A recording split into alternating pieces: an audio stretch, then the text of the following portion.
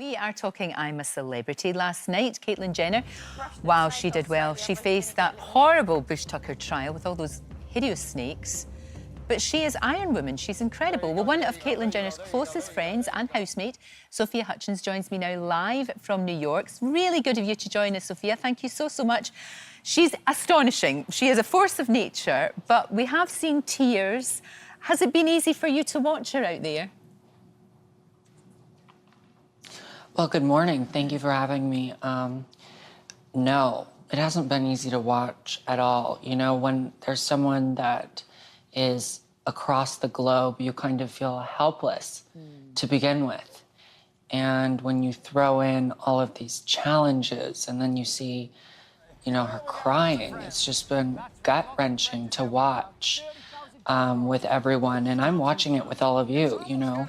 The producers of the show take away everyone's phones, and we don't have any way of communication, which is really, really interesting and difficult to deal with. So, yeah, it's pretty tough, pretty hard to watch. I can imagine, because the two of you are so close. You've got so much in common, obviously, both being trans women. You're so, so close. It's more than a friendship, and it must be so difficult that you just want to pick up the phone and say to her, you're doing really well, I'm really proud of you, but you can't do that. I know. I want to call the producers and be like, no more snakes, no more bugs, no more this, but we knew what she was signing up for. You know, they reached out early this year, excuse me. And, you know, Caitlyn had done it before back in 2003, I think, yes. Early 2000s. And so she kind of felt that she knew what she was signing up for. And I just kind of went with it. But I think the British version of this show is a lot harder than the US version, or at least a lot more challenging for Caitlyn. Maybe it's because it's been 15 years, but I think the show, you know, there's just more challenges to it. And you're right, you do forget, this is a 70-year-old woman. I mean, it's extraordinary. Her, you know, her energy, like she gets them all up in the morning and her energy is infectious. She's obviously competitive, you know, she's an athlete. But you do forget that sometimes because she is this force of nature. Oh my God, you're telling me. I live with it. And, you know, the energy doesn't stop. The energy doesn't stop. Every morning it's like, let's get up. It's another day to go and take on the day. And it's really infectious, you're right. And so I think that brings a lot of fun to the camp. I think it keeps people going. It keeps them excited. It keeps them motivated. So when I saw her crying the first night, I was kind of just in shock. And everyone that knows her that I've spoken with was sending me these messages like, oh my God, is she okay? This isn't the Caitlyn we know. The Caitlyn we know is super excited, super positive, super energetic, you know, rarely sheds a tear. And so we were all kind of freaked out by that. But, you know, you're right, it's infectious, her energy. Very much so. Now, apart from you and apart from the family, which is, I think, why she got a little bit of emotional, what do you think that she'll be missing most out there? Well, food.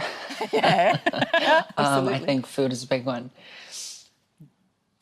We have 2 dogs, 2 Labradors.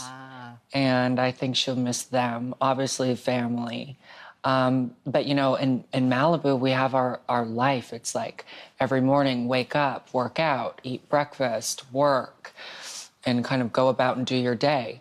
And there, it's like, oh my God, what challenge am I going to face today? There's no structure, there's no routine, and you're kind of missing out on that part of your life.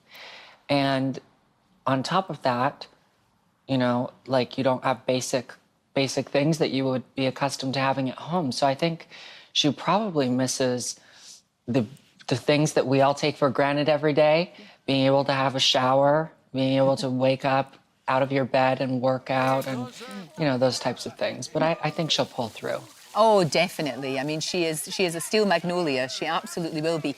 Do you think it's important for her, you know, to be visible as a trans woman, just to show people what she's made of, and, you know, and for people to be much more accepting of that? Because we should be. We absolutely should be, of course.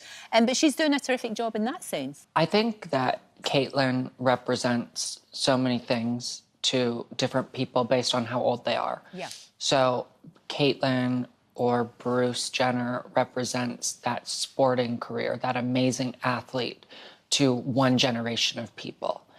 And then there's another generation of people that remembers her as the dad, the parent of, you know, her really successfully, wildly famous children. And so from the, you know, from being on the reality show. So, you know, for Caitlyn, she represents so many things to so many people, which is great. And I think that makes her in a really amazing place to be doing a show like this, where she can kind of showcase all of her talents, and she can have this massive fan base that she's established over the decades to represent this new voice, which is her, you know, representing the LGBT community on this big show. So I think that's really exciting that she's able to connect with so many people, and so many people resonate with her based on so many different parts of her life. That's very true, actually. I hadn't really thought about that. It's like she's lived so many lives and has still got so much to do as well. But like I said, you must miss her a lot. I bet you can't wait to get her home. I'm ready. Listen, when I saw that video, I was ready to get on, of her crying. I was ready to get on a plane and go down to Australia and figure out what's going on, because this wasn't the Caitlyns. She'll be back soon. She'll be back soon.